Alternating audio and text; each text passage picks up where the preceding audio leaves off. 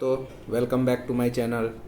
आज से हम लोग लूसेंट में साइंस की सीरीज स्टार्ट कर रहे हैं। साइंस में सबसे पहले हम लोग फिजिक्स पढ़ेंगे, फिर उसके बाद केमिस्ट्री, फिर बायोलॉजी देखेंगे। चलिए शुरुआत करते हैं। फिजिक्स में भौतिकी प्राकृतिक विज्ञान की वह शाखा है जिसमें द्रव्य अर्थात मैटर तथा ऊर्जा अर्थात एनर्जी और उसकी परस्पर क्रियाओं का अध्ययन होता है। तो फिजिक्स में किसका अध्ययन होता है? मैटर का होता है और एनर्जी का होता है, और इसके द्वारा जो क्रिया होता है उसका होता है। भौतिकी प्राकृतिक जगत का मूल विज्ञान है, क्योंकि विज्ञान की अन्य शाखाओं का विकास भौतिकी के ज्ञान पर बहुत हद तक निर्भर करता है। चलिए, सबसे पहला चैप्टर है मात्रक। मात्रक अर्थात यूनिट।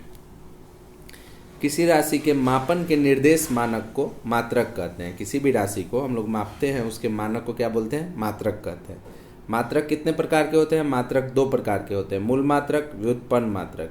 मूल मात्रक अर्थात फंडामेंटल यूनिट, व्युत्पन्न मात्रक अर्थात डिराइव्ड यूनिट। एसआई पद्धति में मूल मात्रक की संख्या 7 है। एसआई पद्धति में मूल मात्रक की संख्या कितनी है? 7 है। तो फटाफट हम लोग सातों मूल मात्रक देख लेते हैं। लंबाई, लंबाई का मूल मात्रक क्या होता है एसआई में? मीटर, इसको एम से डिनोट किया जाता है। द्रव्यमान का किलोग्राम, केजी। समय का सेकेंड, एस। तापमान को केल्विन में मापा जाता है, के से इसको दिखाया जाता है। विद्युत धारा एम्पियर, ए से इसको डिनोट किया जाता है। ज्योति तीव्रता कैंडिला, सीडी से। और पदार्थ का परिमाण, इसको मोल से मापा जाता है, एमओएल से दिखाया जाता है। एसआई के मूल मात्रक के अलावे दो एसआई के संपूरक मूल मात्रक होते हैं। कौन कौन? एक होता है समतल कोण, इसका होता है रेडियन, आरएडी। दूसरा होता है घन कोण, जिसको सॉलिड एंगल बोलते हैं, इसका होता है स्टेरेडियन। तो समतल कोण का कौन होता है? रेडियन होता है। घन कोण का कौन होता है? स्टेरेडियन होता है। एसआई के कुछ पुराने मात्रकों के नए नाम और संकेत। ताप का पहले डिग्री सेंटीग्रेड पुराना मात्रक था, अब क्या हो गया है? डिग्री सेल्सियस हो गया है। आवृत्ति का कंपन प्रति सेकेंड था, अब हर्ट्ज हो गया है। ज्योति तीव्रता का कैंडिला शक्ति था, अब कैंडिला हो गया है। वे सभी मात्रक जो मूल मात्रकों की सहायता से व्यक्त किए जाते हैं उसे व्युत्पन्न मात्रक कहते हैं। तो मूल मात्रक कितने थे? 7 थे। कौन कौन थे? तो लंबाई थे, इसका मीटर था। द्रव्यमान का किलोग्राम था। समय का सेकेंड था। ताप का केल्विन था। विद्युत धारा का एम्पियर था। ज्योति तीव्रता का कैंडेला था। पदार्थ के परिमाण का मोल था। इसके अलावा दो संपूरक मूल मात्रक थे, समतल कोण, घन कोण। समतल कोण का रेडियन था, घन कोण का स्टेरेडियन था। अब इस मूल मात्रक की सहायता से जितने भी मात्रक को व्यक्त किया जाता है उसे व्युत्पन्न मात्रक कहते हैं। बहुत लंबी दूरी को मापने के लिए प्रकाश वर्ष का प्रयोग किया जाता है, अर्थात प्रकाश वर्ष किसका मात्रक हो जाएगा? तो दूरी का मात्रक हो जाएगा। एक प्रकाश वर्ष कितना हो जाएगा? तो एक प्रकाश वर्ष 9.46 इंटू 10⁻15 मीटर होता है। दूरी मापने की सबसे बड़ी इकाई क्या है? पारसेक है। एक पारसेक 3.26 लाइट ईयर के बराबर होता है, अर्थात 3.08 इंटू 10⁻16 मीटर। तो आपसे पूछा जाएगा कि एक प्रकाश वर्ष कितना मीटर होता है? तो एक प्रकाश वर्ष बराबर 9.46 इंटू 10⁻15 मीटर। दूरी मापने की सबसे बड़ी इकाई कौन है? तो पारसेक है। पारसेक, एक पारसेक कितना होता है? तो 3.26 लाइट ईयर होता है। बल की सीजीएस पद्धति में मात्रक क्या होता है? डाइन होता है, जबकि एसआई पद्धति में क्या होता है? न्यूटन होता है। तो बल का एसआई पद्धति में मात्रक क्या हो जाएगा? न्यूटन हो जाएगा, जबकि सीजीएस में क्या हो जाएगा? डाइन हो जाएगा। और 1 न्यूटन 10⁻5 डाइन के बराबर होता है। कार्य का एसआई पद्धति में मात्रक क्या होता है? जूल होता है। वहीं सीजीएस पद्धति में क्या होता है? अर्ग होता है। और 1 जूल कितना होता है? तो 10⁻7 अर्ग के बराबर होता है। ठीक है। 10 की विभिन्न घातों के प्रतीक, symbol of various power of 10। भौतिकी में बहुत छोटी और बहुत बड़ी राशियों के मानों को 10 की घात के रूप में व्यक्त किया जाता है। 10 के कुछ घातों को विशेष नाम तथा संकेत दिए गए हैं, जिसे नीचे दी गई सारणी में दिखाया गया है। तो हम लोग देखते हैं ना, 10⁻5, 10⁻6, तो इसका क्या नाम दिया गया है? 10⁻1 है, अर्थात 10 है, उसको डेका कहा जाता है। डीए से इसका सिंबल होता है, प्रतीक होता है डीए। 10⁻2 को हेक्टो कहा जाता है। 10⁻2 होगा 10⁻2 हेक्टो हो जाएगा, इसका सिंबल एच होता है। 10⁻3 को किलो कहा जाता है, केजी, जिसको हम बोलते हैं के। 10⁻6 को मेगा कहा गया है, कैपिटल एम इसका सिंबल है। 10⁻9 को जीगा कहा गया है, जी सिंबल है। 10⁻12 को टेरा कहा गया है, टी सिंबल है। 10⁻15 को पेटा कहा गया है, पी सिंबल है। 10⁻18 को एक्सा कहा गया और ई सिंबल है। वहीं 10⁻−1 को क्या कहा जाता है, डेसी कहा जाता है, डी। 10⁻−2 को सेंटी कहा जाता है, सी। 10⁻−3 को मिली कहा जाता है, स्मॉल एम। 10⁻−6 को माइक्रो कहा जाता है, म्यू इसका है, प्रतीक चिन्ह म्यू, इसे म्यू बोला जाता है। 10⁻−9 नैनो बोला जाता है, एन है। 10⁻−12 को पिको कहा जाता है। 10⁻−15 को फेमटो कहा जाता है और 10⁻−18 को एटो कहा जाता है। अदिश राशि, अब राशि जो होता है वो अदिश होता है और सदिश होता है। तो अदिश राशि जिसको स्केलर क्वांटिटी बोलते हैं, वैसी भौतिक राशि जिनमें केवल परिमाण होता है, ठीक है, इसमें दिशा नहीं होता है। तो नाम से ही क्लियर है, अदिश अर्थात दिशा नहीं होगा, सिर्फ परिमाण होगा। तो कौन कौन हो जाएगा एग्जाम्पल, द्रव्यमान, चाल, आयतन, कार्य, समय, ऊर्जा, ये सब का दिशा नहीं होता है, सिर्फ क्या होता है इसमें परिमाण होता है, मैग्नीट्यूड होता है। विद्युत धारा, विद्युत धारा, ताप, दाब, ये सभी कैसी राशि है, ये सभी अदिश राशि है। विद्युत धारा हो गया, तापमान हो गया, दाब हो गया, ये सब कैसी राशि है, अदिश राशि है। अब सदिश राशि, वेक्टर क्वांटिटी, वेक्टर क्वांटिटी क्या हो जाएगा, तो क्लियर है कि जिसमें परिमाण तो होगा ही होगा, साथ साथ दिशा भी रहेगा। तो इसका एग्जाम्पल क्या हो जाएगा, तो एग्जाम्पल इसका वेग हो जाएगा, विस्थापन हो जाएगा, बल हो जाएगा, त्वरण हो जाएगा। तो वेग का, विस्थापन का, बल का, त्वरण का, इस सब का दिशा निश्चित होता है। परिमाण तो होता ही है, साथ में दिशा फिक्स होता है। दूरी अब किसको बोलते हैं, डिस्टेंस, किसी दिए गए समय अंतराल में वस्तु द्वारा तय की गई मार्ग की लंबाई को दूरी कहते हैं। चाहे वो जिगजैग में तय करे, चाहे वो सीधी रेखा में करे, ये सभी क्या है, दूरी है। और दूरी कैसी राशि है, यह एक अदिश राशि है और दूरी हमेशा धनात्मक होगा। अगर कोई व्यक्ति ए पॉइंट से बी पॉइंट पे गया तो ये हमेशा धनात्मक होगा, ये कभी जीरो अथवा नकारात्मक नहीं होगा। विस्थापन, विस्थापन किसको बोलेंगे, तो विस्थापन होता है एक निश्चित दिशा में दो बिंदुओं के बीच की लंबवत दूरी को विस्थापन कहते हैं। अब यहाँ देख लीजिए ए और बी है, इस ए और बी को सीधा मिलाने वाली रेखा जो हो जाएगी वो विस्थापन हो जाएगी। ये एक क्या हो गया, निश्चित दिशा हो गया, फिक्स दिशा हो गया, और इसके बीच ये क्या है, न्यूनतम दूरी है, तो इसी को विस्थापन कहा जाता है। और विस्थापन जो है वो जीरो भी हो सकता है, नकारात्मक भी हो सकता है और धनात्मक भी हो सकता है, ये कुछ भी हो सकता है। स्पीड, अब स्पीड क्या है, किसी वस्तु द्वारा प्रति सेकंड तय की गई दूरी को कोई भी व्यक्ति प्रति सेकंड, चाहे कोई भी वस्तु प्रति सेकंड जो दूरी तय कर रही है उसे क्या कहा जाएगा, स्पीड कहा जाएगा, ठीक है। और स्पीड कैसा हो जाएगा, स्पीड अदिश राशि हो जाएगा। और स्पीड जो होता है, चाल जो होता है, उसका चाल को हम लोग कैसे निकालते हैं, तो चाल बराबर होता है दूरी बटे समय, इसका फॉर्मूला है चाल बराबर दूरी बटे समय, और इसका एसआई मात्रक क्या हो जाएगा, मीटर पर सेकेंड। वेलोसिटी, वेग, किसी वस्तु के विस्थापन की दर को या एक निश्चित दिशा में प्रति सेकंड वस्तु द्वारा तय की गई दूरी को वेग कहते हैं। तो देखिए चाल क्या था, चाल था दूरी बाई समय, मतलब किसी भी वस्तु द्वारा कितना दूरी कितना समय में तय किया गया वो चाल था। लेकिन वेलोसिटी क्या है, तो किसी भी वस्तु के द्वारा एक सेकेंड में फिक्स दिशा में जो विस्थापन है वो कितना हुआ है उसको वेलोसिटी बोलते हैं। तो वेलोसिटी कैसी राशि हो जाएगी, तो वेलोसिटी सदिश राशि हो जाएगी, यानी वेक्टर क्वांटिटी हो जाएगी। इसका एसआई मात्रक क्या हो जाएगा, इसका एसआई मात्रक भी मीटर पर सेकेंड होगा, क्योंकि वेग का भी एसआई मात्रक क्या होता है, मीटर होता है। अब एक्सेलरेशन, त्वरण, किसी वस्तु के वेग में परिवर्तन की दर को, यहाँ स्पीड में परिवर्तन नहीं है, वेग में परिवर्तन की दर को त्वरण कहते हैं। और यह भी क्या हो जाएगा, सदिश राशि हो जाएगा। चूंकि विस्थापन सदिश है, वेग सदिश है, तो त्वरण भी सदिश हो जाएगा। और इसका एसआई मात्रक क्या हो जाएगा, मीटर प्रति सेकेंड स्क्वायर, क्योंकि इसमें क्या बोल रहा है, वेग में परिवर्तन की दर, यानी m1 माइनस m2/s हो जाएगा। यदि समय के साथ वस्तु का वेग घटता है तो त्वरण ऋणात्मक होता है, अगर समय के साथ वस्तु का वेग घटता चला जाएगा तो त्वरण ऋणात्मक हो जाएगा, और इसे हम लोग मंदन कहते हैं। अब सर्कुलर मोशन किसको बोलते हैं, वृत्तीय गति। जब कोई वस्तु किसी वृत्ताकार मार्ग पर गति करती है तो उसकी गति को वृत्तीय गति कहा जाता है। यदि वह एक समान चाल से गति करती रहेगी तो उसे एक समान वृत्तीय गति कहेंगे। समरूप वृत्तीय गति एक त्वरित गति होती है, क्योंकि वेग की दिशा प्रत्येक बिंदु पर बदल जाती है। कोणीय वेग किसको बोलते हैं, एंगुलर वेलोसिटी। तो वृत्ताकार मार्ग पर गतिशील कण को वृत्त के केंद्र से मिलाने वाली रेखा 1 सेकंड में जितने कोण से घूम जाती है उस कण का कोणीय वेग कहा जाता है।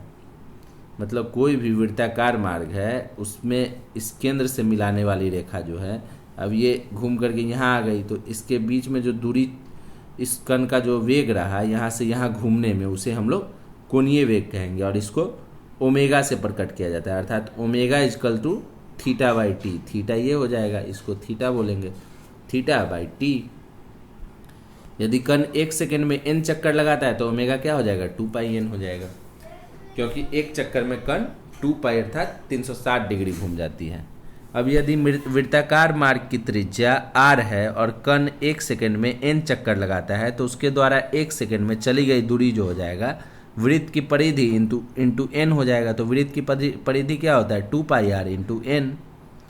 यानी कोई भी वस्तु या कण जो है इस पूरा चक्कर लगाएगा n बार 1 सेकेंड में, तो n बार लगाएगा तो n इंटू इसका दूरी क्या होता है, तो ये दूरी जो होता है जिसको हम लोग परिधि बोलते हैं, ये 2 पाई r होता है, तो n इंटू 2 पाई r हो जाएगा।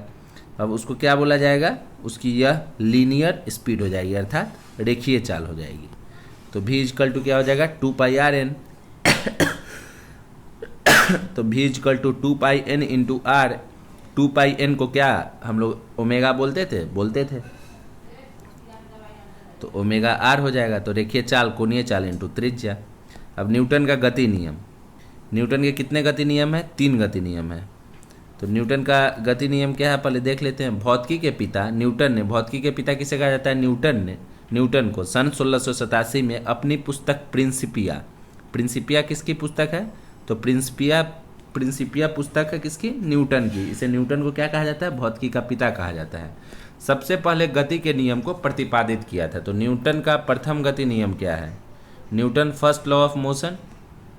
यदि कोई वस्तु विराम अवस्था में है तो वह विराम अवस्था में रहेगी, और यदि वह एक समान चाल से सीधी रेखा में चल रही है तो वैसे ही चलती रहेगी जब तक कि उस पर कोई बाह्य बल लगाकर उसकी वर्तमान अवस्था में परिवर्तन ना किया जाए। मतलब कहने का मतलब अगर कोई सोया हुआ है तो सोया ही रहेगा, अगर कोई एक समान चाल से चल रहा है तो चल ही रहेगा जब तक कि उस पर कोई बाह्य बल ना लगे। प्रथम नियम को गैलीलियो का नियम या जड़त्व का नियम भी कहा जाता है। तो न्यूटन के प्रथम लॉ को गैलीलियो का नियम भी कहा जाता है और जड़त्व का नियम भी कहा जाता है। बाह्य बल के अभाव में किसी वस्तु की अपनी विरामावस्था या समान गति की अवस्था को बनाए रखने की प्रवृत्ति ही जड़त्व कहलाता है। तो जड़त्व का नियम क्यों कहते हैं, तो कोई वस्तु सोया है तो सोया ही हुआ है, ये जड़त्व हुआ। कोई एक समान से चल रहा है तो एक ही समान चाल से चलते रहेगा, ये जड़त्व हो जाता है। प्रथम नियम से हम लोग को क्या पता चलता है, तो प्रथम नियम से बल की परिभाषा मिलती है। ठीक है, तो बल की परिभाषा क्या हो जाएगी, क्या मिला इस नियम से, तो इस नियम से हम लोग को मिला है कि कोई भी आदमी वस्तु सोया है तो सोया ही है, कोई आदमी सोया है तो सोया ही है, जब तक कि उस पर कोई बाहरी बल ना लगे, कोई बाहरी चीज ना लगे, तो वो बाहरी चीज जो है वो क्या है, वो बल है। तो चलिए हम लोग देख लेते हैं बल की परिभाषा। बल वह बाह्य कारक है जो किसी वस्तु की आरंभिक अवस्था में परिवर्तन करता है या परिवर्तन करने की चेष्टा करता है। बल कैसा है, तो बल एक सदिश राशि है और इसका ऐसा ही मात्रक क्या होता है, न्यूटन होता है। फोर्स का ऐसा ही मात्रक क्या हो जाएगा, न्यूटन हो जाएगा। अब जड़त्व का कुछ उदाहरण हम लोग देख लेते हैं। ठहरी हुई मोटर या रेलगाड़ी के अचानक चल पड़ने पर उसमें बैठे यात्री पीछे की ओर झुक जाते हैं। अब कोई ठहरी हुई रेलगाड़ी है या फिर कार है या फिर कोई भी मोटर है, कुछ भी है, उसमें हम लोग ऐसे बैठे हुए हैं, बाइक पर ही हम लोग बैठे हुए हैं। अचानक से जब हम लोग एक्सीलेटर ले लेते हैं तो क्या होता है, आदमी पीछे की तरफ झुक जाता है। दूसरा, चलती हुई मोटर कार के अचानक रुकने पर उसमें बैठे यात्री आगे की ओर झुक जाते हैं। अब हम लोग बाइक चलाते हैं, बाइक चला रहे अचानक से ब्रेक मारते हैं तो पीछे जो बैठा रहता है आदमी कैसे के बार धक से बॉडी में टच करता है एकदम। तीसरा, कंबल को हाथ से पकड़कर डंडे से पीटने पर धूल के कण झरकर गिर जाते हैं। तो ये सभी किसके उदाहरण है, जड़त्व के उदाहरण हो जाएंगे, न्यूटन के प्रथम गति नियम के उदाहरण है। संवेग अर्थात मोमेंटम, किसी वस्तु के द्रव्यमान तथा वेग के गुणनफल को उस वस्तु का संवेग कहते हैं। अर्थात संवेग क्या हो जाएगा, वेग इंटू द्रव्यमान, यानी संवेग को p से दर्शाया जाता है। p equal to mass into velocity, p equal to क्या हो जाएगा, मास इंटू वेलोसिटी। और यहाँ वेलोसिटी जब ये आया तो ये क्या हो गया, ये हो गया सदिश राशि। वेक्टर क्वांटिटी, और इसका एसआई मात्रक क्या हो गया, तो द्रव्यमान का क्या होता है, केजी होता है, और वेलोसिटी का क्या होता है, मीटर पर सेकेंड होता है, तो केजी मीटर पर सेकेंड हो जाएगा। अब चलिए देखते हैं न्यूटन का दूसरा गति नियम, न्यूटन सेकेंड लॉ। किसी वस्तु के संवेग में परिवर्तन की दर उस वस्तु पर आरोपित बल के समानुपाती होता है तथा संवेग परिवर्तन बल की दिशा में होती है।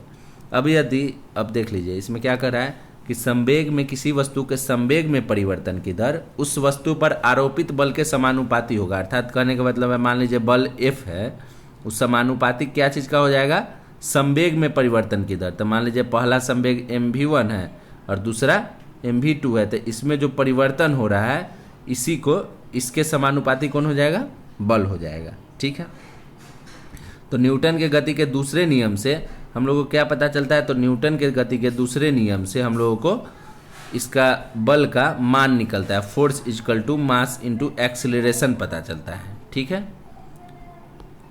प्रथम नियम दूसरे नियम का ही अंग है। अब न्यूटन का तृतीय गति नियम, तीसरा गति नियम क्या कहता है, प्रत्येक क्रिया के बराबर परंतु विपरीत दिशा में प्रतिक्रिया होती है।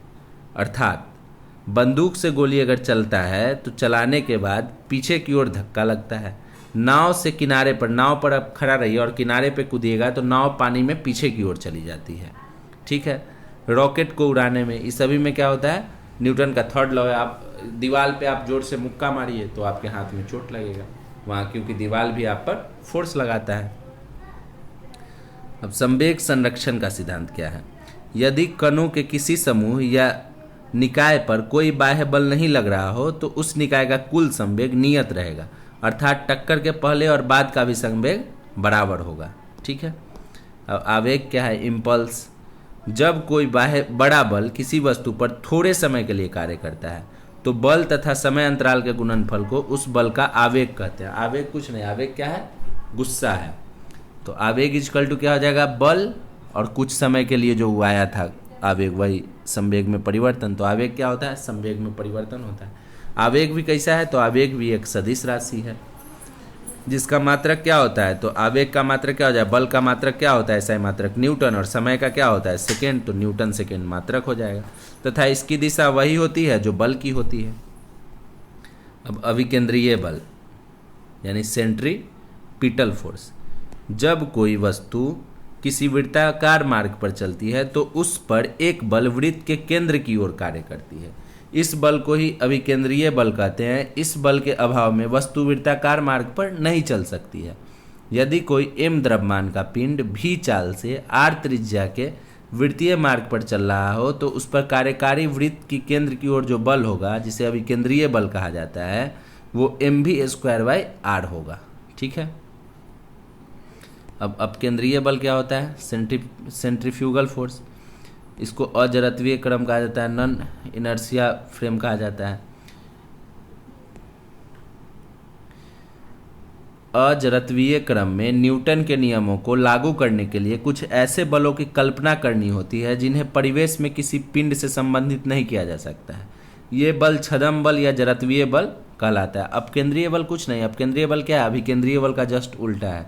अगर किसी भी चीज़ पे अभिकेंद्रीय बल लग रहा है, इसका मतलब अपकेंद्रीय बल भी उस पर लगेगा। तो अपकेंद्रीय बल का दिशा क्या हो जाएगा, अभिकेंद्रीय बल के दिशा के विपरीत हो जाएगा। कपड़ा सुखाने की मशीन इसी पे काम करती है। दूध से मक्खन निकालने की मशीन अपकेंद्रीय बल पे काम करती है। नोट, वृत्तीय पथ पर गतिमान वस्तु पर कार्य करने वाले अभिकेंद्रीय बल की प्रतिक्रिया होती है। जैसे मौत के कुएं में कुएं की दीवार मोटरसाइकिल पर अंदर की ओर बल लगाती है, जबकि इसकी प्रतिक्रिया बल मोटरसाइकिल द्वारा कुएं की दीवार पर बाहर की ओर कार्य करता है। कभी कभी बाहर की ओर कार्य करने वाला इस प्रतिक्रिया बल को भ्रमवश अपकेंद्रीय बल कह दिया जाता है, जो कि बिल्कुल गलत है। बल आघूर्ण, मोमेंट ऑफ फोर्स। बल आघूर्ण क्या है, मोमेंट ऑफ फोर्स क्या है। बल द्वारा एक पिंड को एक जगह पारित घुमाने की प्रवृत्ति को बल आघूर्ण कहते हैं। ठीक है, माफ कीजिएगा, बल द्वारा एक पिंड को एक अक्ष के परितः घुमाने की प्रवृत्ति को क्या कहते हैं, बल आघूर्ण कहते हैं। किसी अक्ष के परितः एक बल का बल आघूर्ण उस बल के परिमाण तथा बल की क्रिया रेखा के बीच की लंबवत दूरी के गुणनफल के बराबर होता है। अर्थात बल आघूर्ण जिसको टॉर्क कहा जाता है, ये बल इंटू आघूर्ण भुजा होता है। यह एक सदिश राशि है, इसका मात्रक न्यूटन मीटर होता है। ठीक है। सरल मशीन, सिंपल मशीन क्या है?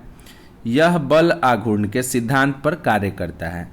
सरल मशीन एक ऐसी युक्ति है जिसमें किसी सुविधाजनक बिंदु पर बल लगाकर किसी अन्य बिंदु पर रखे हुए भार को उठाया जाता है। ठीक है। जैसे उत्तोलक, घिरनी, आनत तल इत्यादि। उत्तोलक, लीवर। उत्तोलक एक सीधी या टेढ़ी दृढ़ छड़ होती है जो किसी निश्चित बिंदु के चारों ओर स्वतंत्रता पूर्वक घूम सकती है। उत्तोलक में 3 बिंदु होते हैं, आलंब, आवाम, भार। ठीक है। आलंब क्या हो जाएगा? जिस निश्चित बिंदु के चारों ओर उत्तोलक की छड़ स्वतंत्रता पूर्वक घूम सकती है उसे आलंब कहते हैं। ठीक है। आवाज, एफर्ट किसको बोलेंगे? उत्तोलक को उपयोग में लाने के लिए उस पर जो बल लगाया जाता है उसे आवाम कहते हैं। ठीक है। और भार किसको बोलेंगे? उत्तोलक के द्वारा जो बोझ उठाया जाता है अथवा रुकावट हटाई जाती है उसे भार कहते हैं। अब इसका एग्जाम्पल आप ये समझिए, नींबू निचोड़ने वाला मशीन है। तो नींबू निचोड़ने वाला मशीन जो है, इसमें बीच में जो वो रखा हुआ है, एक बीच में जब नींबू हम जहाँ डाल दिए, ठीक है, और ऊपर से जो प्रेशर डाले, तो जो प्रेशर डाल रहे हैं हम लोग, वो क्या हो जाएगा? आवाम हो जाएगा, हम लोग का एफर्ट हो जाएगा। और वो जो जिससे वो दोनों पॉइंट जुड़ा रहता है, जो नट है, नट क्यों हो जाएगा? वो क्या हो जाएगा? वो आलम्ब हो जाएगा। और जहाँ पे रख दिए वो भार हो गया। अब उत्तोलक के प्रकार, उत्तोलक कितने प्रकार के होते हैं? 3 प्रकार के होते हैं। प्रथम श्रेणी का उत्तोलक, दूसरा श्रेणी का उत्तोलक और तृतीय श्रेणी का उत्तोलक। प्रथम श्रेणी का उत्तोलक ये क्या होगा? इस वर्ग के उत्तोलकों में आलम्ब जो होता है, आलम्ब को F से डिनोट करते हैं, आवाम को E से डिनोट करते हैं तथा भार को W से डिनोट करते हैं। तो इसमें क्या हो जाएगा? आलम्ब जो होगा वो आयाम तथा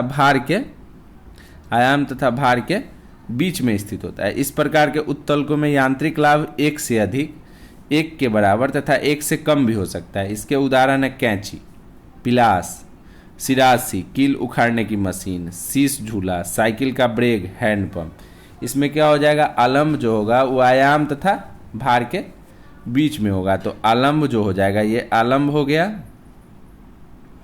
आलम्ब हो गया। ये आपका ऐसे पिलास हो गया, ये हो गया आलम्ब, यहाँ F हो गया, और ये हो गया जो आयाम हम लोग जो लगा रहे हैं प्रेशर, ठीक है, एफर्ट। और ये यहाँ पे कोई भी सामान हम लोग रख दिए, वो भार हो गया। ठीक है। तो हमेशा F जो होगा E और W के बीच में होगा। द्वितीय श्रेणी का उत्तोलक क्या कहता है? इस वर्ग के उत्तोलक में आलम्ब F जो होगा वो आयाम E के बीच में भार होगा। मतलब आलम्ब F तथा आयाम के बीच में, यहाँ पे क्या हो जाएगा? E और F के बीच में भार हो जाएगा। ठीक है। इसका एग्जाम्पल क्या हो जाएगा? नींबू निबोड़ने की मशीन अथवा सरौता, जिससे हम लोग ये काटते हैं। आप कभी देखे होइएगा कसैली देखे हो? कसैली को जो गांव घर में काटा जाता है, तो उसमें देखिएगा कि एक मशीन होता है इस टाइप का मशीन रहेगा, इस टाइप का, और यहाँ पे कसैली डाल करके इसे काटा जाता है। तो यहाँ पे E जो है पॉइंट जो हो गया, बिंदु, ये हो गया F आपका। ठीक है। और इधर हम लोग अपना एफर्ट लगाएं। ठीक है। और यहाँ पे कसैली डालते हैं, तो कसैली क्या हो गया? W हो गया। तो हमेशा E और F के बीच में W हो जाएगा। ठीक है। तृतीय श्रेणी का उत्तोलक, तृतीय श्रेणी का उत्तोलक क्या होगा? तो इस वर्ग के उत्तोलकों में आलम्ब F भार W के बीच में आयाम हो जाएगा। तो इसमें क्या हो जाएगा? F और W के बीच में E आ जाएगा। इसका यांत्रिक लाभ सदैव 1 से कम होता है। इसका उदाहरण क्या है? मनुष्य का हाथ। हम लोग का हाथ जो हो गया वो किसका एग्जाम्पल है? तृतीय श्रेणी का एग्जाम्पल है चिमटा। अब कभी चिमटा का देखिएगा, उसमें क्या होगा कि इस टाइप का होता है चिमटा। ठीक है। अब चिमटा में ये पॉइंट जो हो गया, E हो गया आपका F हो गया। ठीक है। जिसको आलम्ब बोलते हैं। और यहाँ पे ही हम लोग एफर्ट लगाते हैं, हाथ से दबाते हैं, इस दोनों को दबाते हैं, तो यहाँ पे भार होता है, यहाँ काम होता है। तो हमेशा क्या हो जाएगा? आलम्ब और भार के बीच में क्या आ जाएगा? आलम्ब और भार के बीच में आयाम आ जाएगा। ठीक है, आप लोग समझ गए होंगे अच्छा से ये। चलिए आगे देखते हैं। आगे है गुरुत्व केंद्र, सेंटर ऑफ ग्रेविटी। किसी वस्तु का गुरुत्व केंद्र वह बिंदु है जहां वस्तु का समस्त भार कार्य करता है, चाहे वस्तु जिस स्थिति में रखी जाए। वस्तु का भार गुरुत्व केंद्र से ठीक नीचे की ओर कार्य करता है, तो गुरुत्व केंद्र पर वस्तु के भार के बराबर ऊपरमुखी बल लगाकर हम वस्तु को संतुलित रख सकते हैं। संतुलन के प्रकार। संतुलन 3 प्रकार के होते हैं, अस्थाई, अस्थाई, उदासीन। अस्थाई संतुलन। अस्थाई संतुलन क्या है? यदि किसी वस्तु को उसकी संतुलन स्थिति से थोड़ा विस्थापित किया जाए और बल हटाते ही पुनः वह पूर्व स्थिति में आ जाए, तो ऐसे संतुलन को अस्थाई संतुलन कहते हैं। ठीक है, अगर कोई वस्तु है उस पे संतुलन के स्थिति से उसको हम लोग थोड़ा विस्थापित कर दिए और फिर पुनः अपने पूर्व वाले कंडीशन में आ जाता है, तो वो अस्थाई संतुलन है। अस्थाई संतुलन क्या है? यदि किसी वस्तु को उसकी संतुलन अवस्था में थोड़ा सा विस्थापित करके छोड़ने पर पुनः संतुलन की अवस्था में ना आए, तो उसे अस्थाई संतुलन कहते हैं। ठीक है। उदासीन संतुलन क्या होता है? न्यूट्रल। यदि वस्तु को संतुलन की स्थिति से थोड़ा सा विस्थापित करने पर उसका गुरुत्व केंद्र उसी ऊंचाई पर बना रहता है तथा छोड़ देने पर वस्तु अपनी नई स्थिति में संतुलित हो जाती है, तो उसका संतुलन उदासीन होता है। तो आप ऐसे समझिए, अस्थाई संतुलन क्या होगा? किसी भी चीज़ को हम लोग, कोई रबड़ है, रबड़ को खींच दिए, स्प्रिंग है, स्प्रिंग को खींच दिए और पुनः स्प्रिंग अपने पॉइंट पे ही आ गया जैसे पहले था, तो हो गया क्या? अस्थाई संतुलन। अस्थाई संतुलन क्या होगा? तो अस्थाई संतुलन कोई स्प्रिंग है, उसको इतना जोर से खींचे कि फिर जो जितना था उतना ही पे रह गया, रुका ही रह गया वहीं पे, तो वह अस्थाई संतुलन हो गया। उदासीन संतुलन, कोई भी चीज़ था उसको इस प्रकार से खींच खाच किए कि वो अब नए चीज़ हो गया है, तो उदासीन संतुलन हो जाएगा वो। अस्थाई संतुलन की शर्तें। किसी वस्तु के अस्थाई संतुलन के लिए 2 शर्तों को पूरा होना आवश्यक है। पहला, वस्तु का गुरुत्व केंद्र अधिकाधिक नीचे होना चाहिए। गुरुत्व केंद्र से होकर जाने वाली ऊर्ध्वाधर रेखा वस्तु के आधार से गुजरनी चाहिए, तभी वह अस्थाई वस्तु अस्थाई संतुलन में रहेगा।